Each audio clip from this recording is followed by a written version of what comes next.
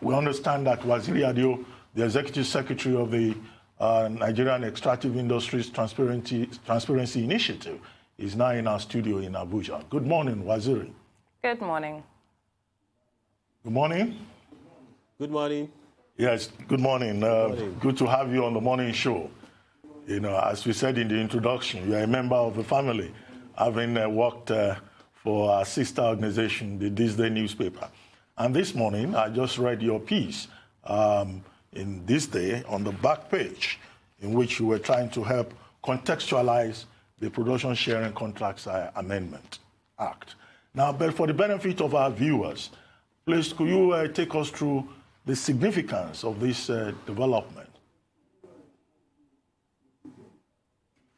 Thank you very much. Good morning again. The first starting point is that this is a major milestone. This is a law that's been due for review at least 4 times. And by the time we go through the provisions of the law, we'll see how that should have been. The background to this is that in the late 80s and early 90s, the prices of oil were very low. Our reserves were very low, and we also wanted to increase our reserve. There was political and economic uncertainty in the country. And on the basis of that, we also did not have enough money to be funding the usual production arrangement, which was the joint venture. So to address all these issues, we turned to an arrangement that was pioneered by Indonesia in 1967, and that is called the Production Sharing Contract. This is the way it works. Under the PSCs, the country is the sole owner, not part owner, sole owner, and the country invites contractors to explore on its behalf. The contractor brings the money and also the technical expertise for exploration and production. And on the basis of that, the contractor is awarded a very handsome reward for the risk that they are taking and for their technical expertise. So when this law was passed when we started with the production sharing contracts in 1993, it started as contracts. Then, towards the end of military rule in 1999, to give comfort to the investors and to express government's commitment to this set of arrangement, a decree was put in place. That was Decree 9 of 1999, Deep Offshore and Inland Basin Production Sharing Contract, Decree 9 of 1999, which was assented to on the 23rd of March 1999. And less than 2 months later, an amendment was made to that decree. That was on 10th of May 1999, and to give additional comfort to the contractors. And there were 2 trigger clauses in this law, in Section 16 of the Deep Offshore and Inland Basin Production Sharing Contracts. There were 2 triggers. The first one is that when the price of oil gets to $20 per barrel, there will be a need for a review in a way that will be more economically beneficial to the country. The second trigger was in Section 16, subsection 2, and says that irrespective of whether prices got to $20 per barrel at 1993 price or not, 15 years after the operation of the PSCs, the terms will be reviewed in a way that is more economically beneficial to the country, and in a way, and 5 years subsequently. So if we look at the terms of the PSCs, the first thing is that the tax, the royalty on PSC is actually more generous than the one of the JVs, which used to account for 90% of our oil production. There's a flat royalty rate of 20% for JVs, that's the joint ventures, whereas for the PSCs, it ranges from 16.67% to 0%, depending on the water depth, which I will return to shortly. The second issue is that when you look at the tax rate, the tax for the PSCs are also, the taxes were also more generous in the sense that you pay 50% of chargeable profit rather than 85%. Waziri, if you may just hold on, we'll take a commercial break and then we'll come back to you.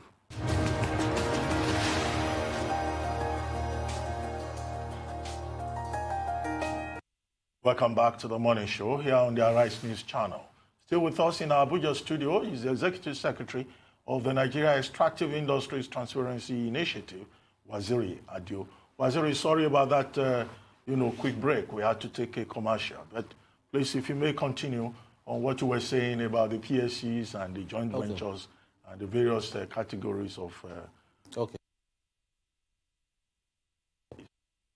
How will drop the initiative. Okay.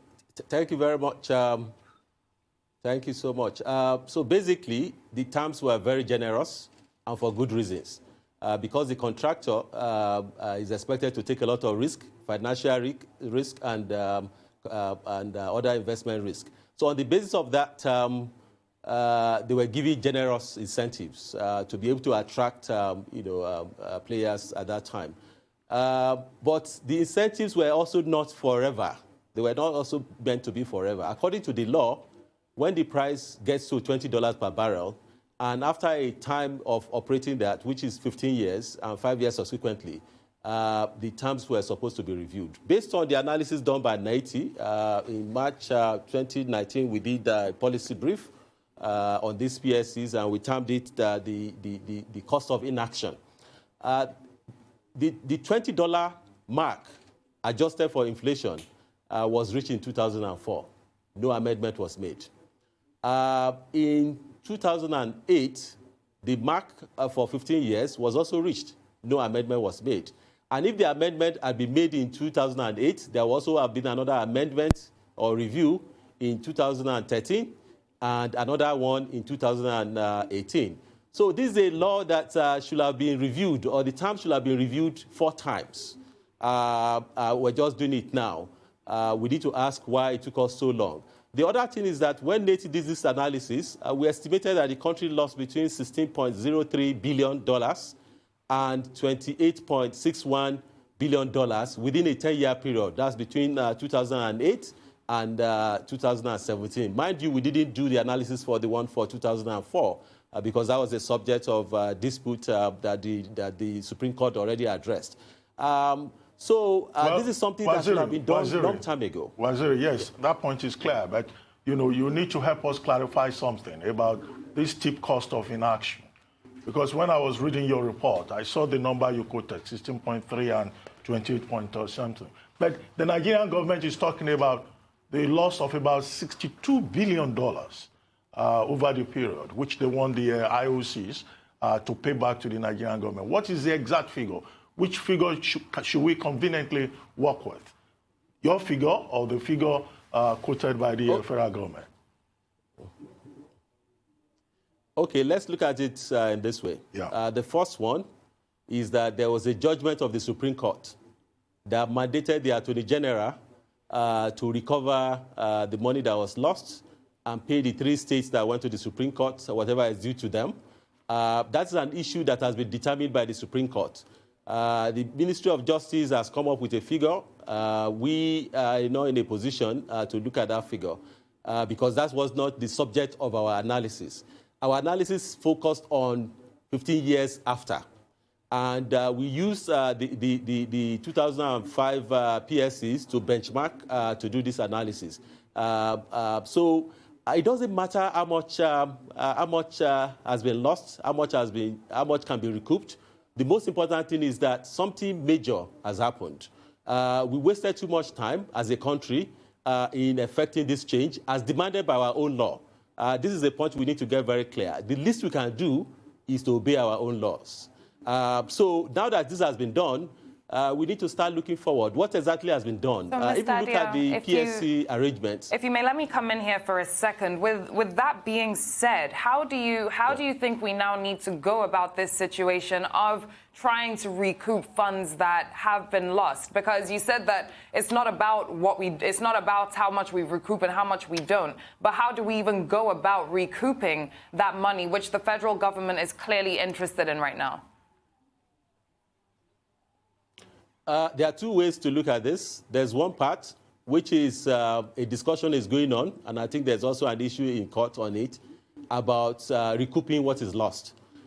We need to come to a determination as a country whether that is money that is lost or money that we can recoup.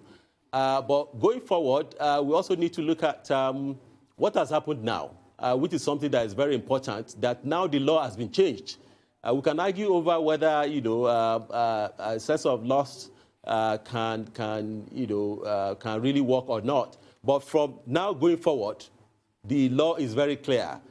There's no production on which royalty will not be paid. Let me also say this. Why this is also very important is this. The bulk of Nigeria's production from PSCs, 80% of production from PSCs attract zero royalty for now. With this law, there will be royalty on all production. We also need to put this in further context. When this was started, it was imagined that at some point, some of these incentives will have been overtaken by time. So now that that has been addressed, we are in a situation where about 40% of our production, which used to attract, of our total oil production, which used to attract zero royalty, will now attract royalty. I've also been aware, I'm aware of some discussions that this is unfair to the oil industry. This will make Nigeria uncompetitive and all that. Yes, when there's something like this, which in a way can be deemed as a zero-sum game, it's expected that people will protest. But we should also look at what is going on properly. There are different parts of the PSC incentives. The only thing that has changed is the royalty. There are other incentives that are still there. The contractor is allowed to recoup his cost. The contractor takes the bulk of the profit because they are bringing the money and the expertise. The contractor still takes, before they pay tax, which they will pay anyway, whoever does business in the country will pay taxes. The contractor will also take some tax allowances, up to 50% of that. So this is still a good deal. Yes, the take of the companies will be less, but we also need to look at this. If you have a partner, you have to have a situation where you continuously balance the interests of the partners. It cannot be at the expense of one partner against the other. Now, Nigeria should have done this 11 years ago or more, and this should have been done about 4 times, for now.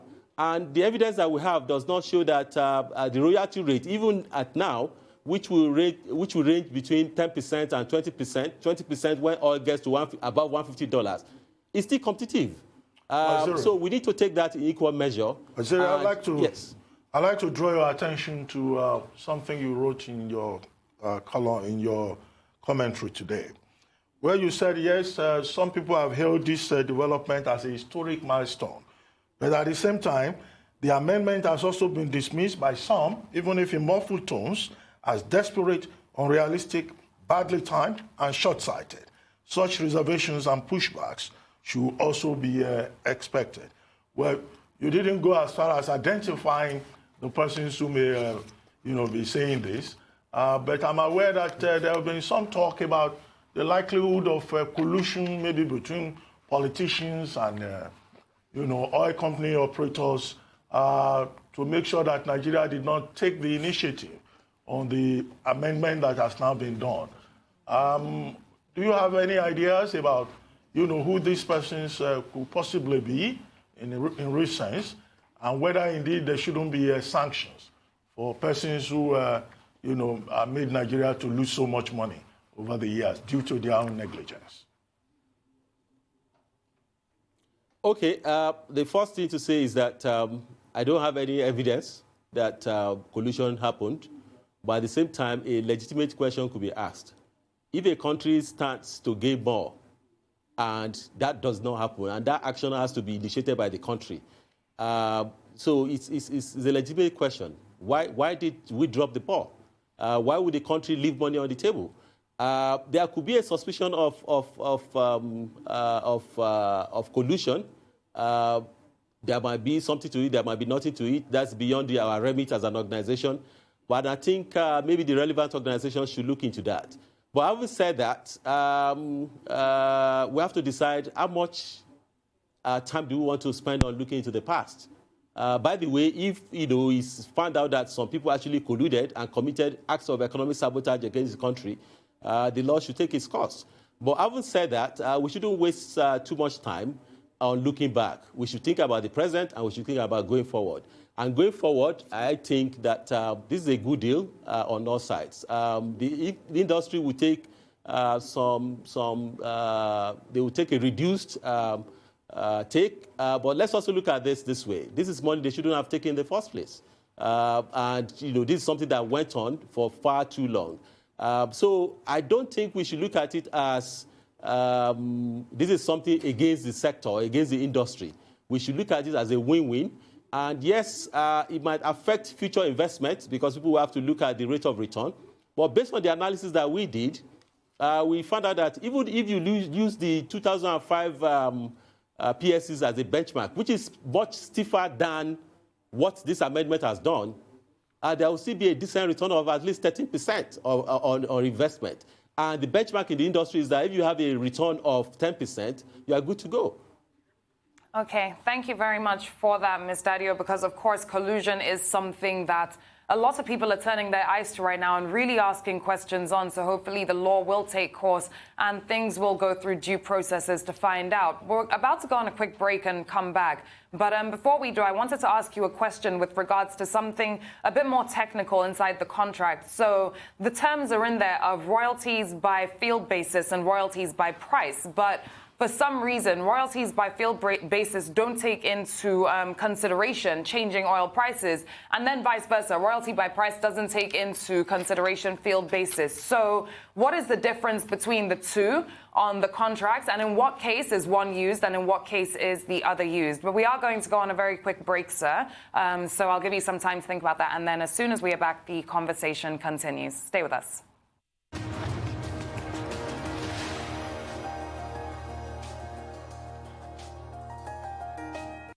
Welcome back. You're still watching The Morning Show here on Arise News, and still with us in our Abuja studios is Mr. Waziri Adio, who is the Executive Secretary of the Nigeria Extractive Industries Transparency Initiative, NETI. Welcome back to the program, sir. Thank you for staying with us. Now, before we had gone on a quick commercial break, I had asked you about the difference between royalties by field basis and royalties by price, as stated on the contract, and in which case one is used and in which case the other is used, and why they also don't take each other into cognizance.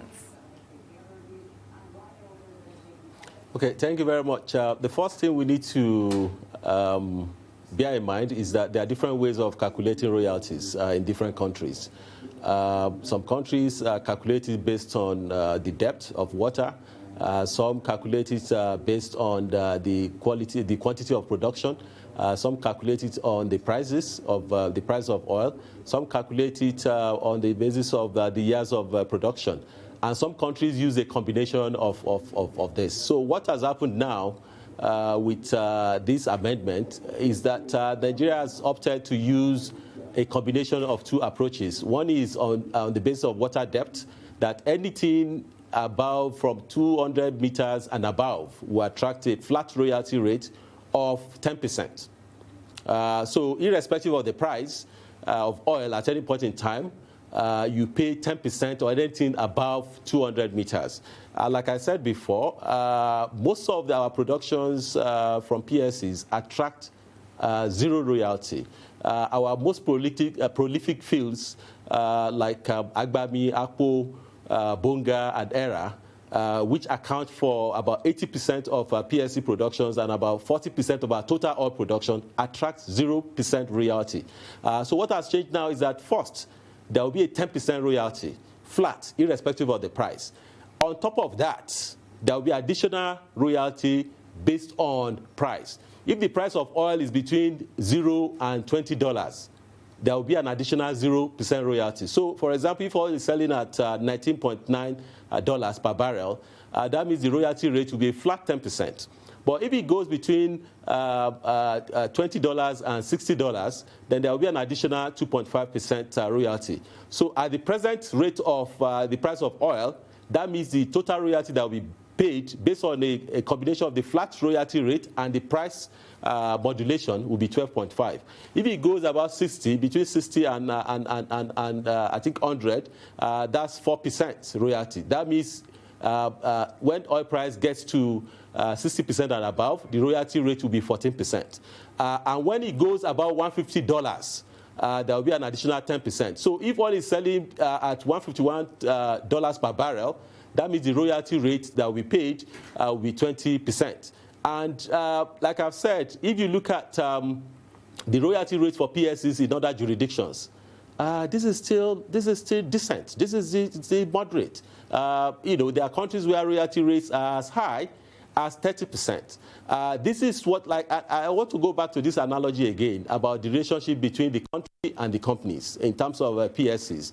The thing is that in this particular arrangement, the country owes the resources 100%, but the country doesn't have the expertise and the money to make advantage of these resources. So what you do is that you ask a contractor to say, come, bring your money or raise your money and bring your technical expertise and come and explore and produce.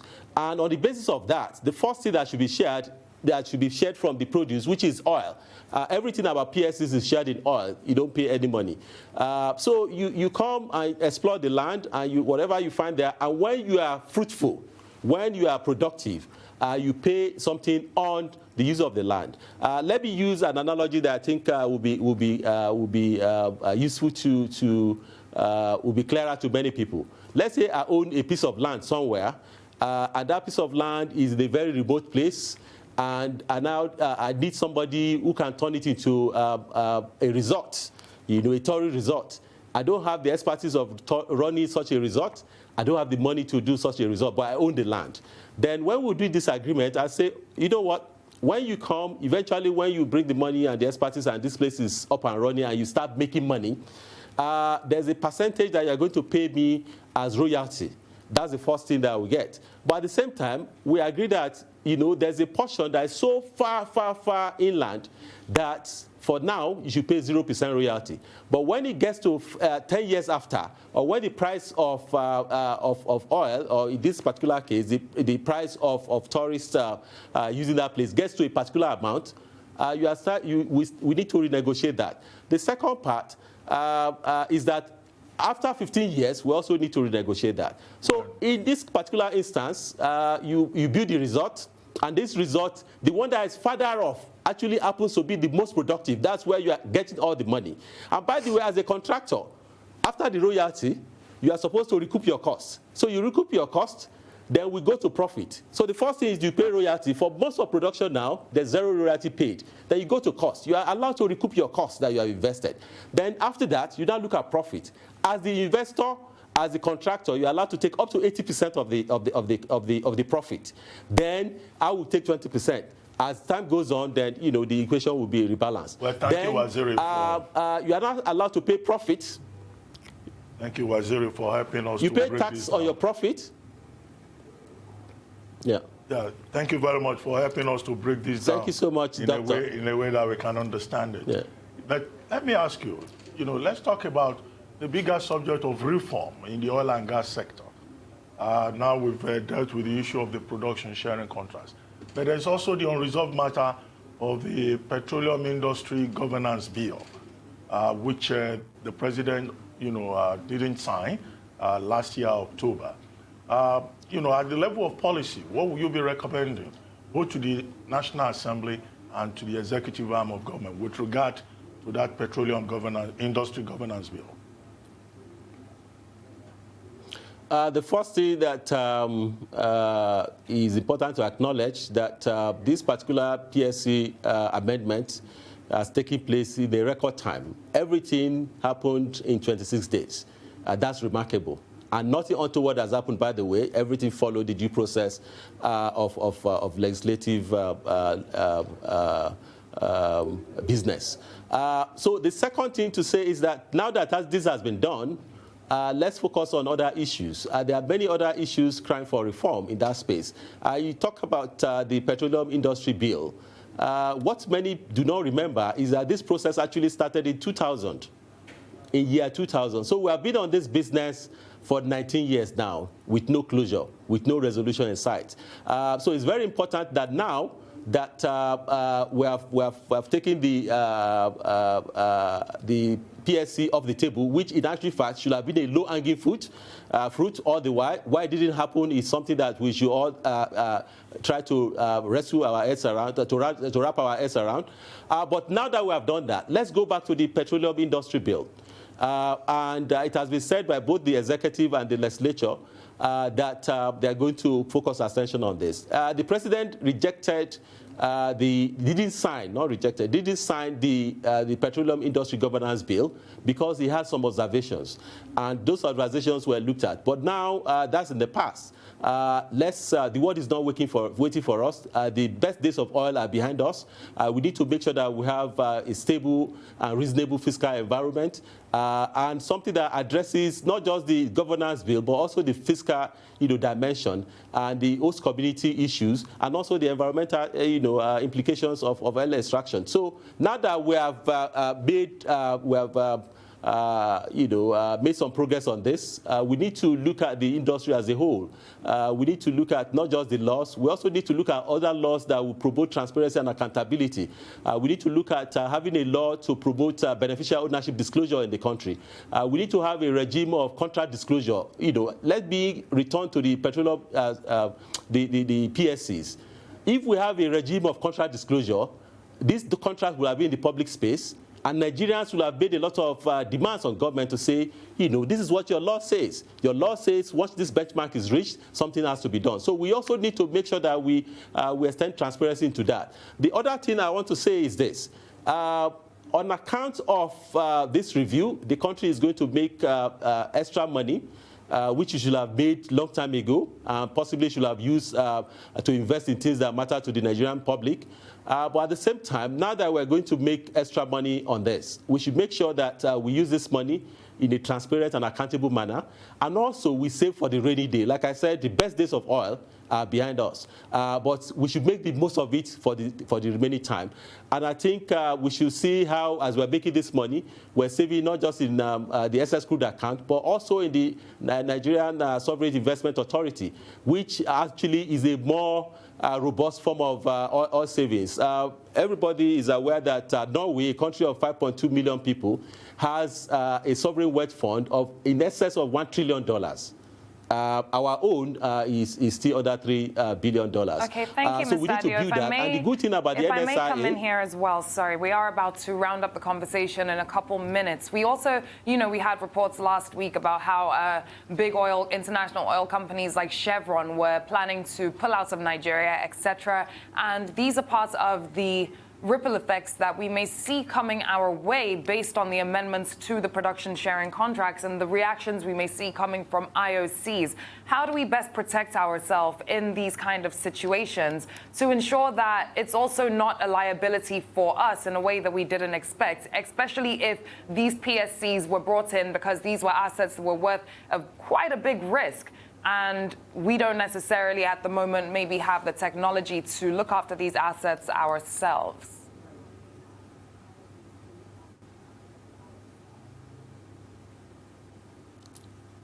Yeah, it's a legitimate concern to see, would this affect future investment? There's a possibility because don't let us kid ourselves. We're not the only ones producing oil. Oil is being discovered in so many jurisdictions now, especially around us. And investors have to be looking at what jurisdiction is competitive for them. They are not philanthropists, they're there to make money. But at the same time, we need to ensure that we have a relationship that is rewarding to both parties, not that one party is feeling that it's being shortchanged. So yes, we need to continue to watch that space in terms of future investment. But for now, the PSCs, the one from 1993, they are mostly in production.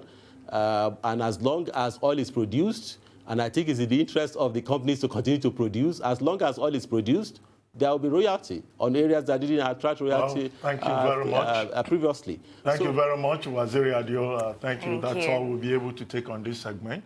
We look forward to inviting you again, and we thank you for your insights. And all the best with the great work you're doing at NATI. Absolutely. Thank you very much.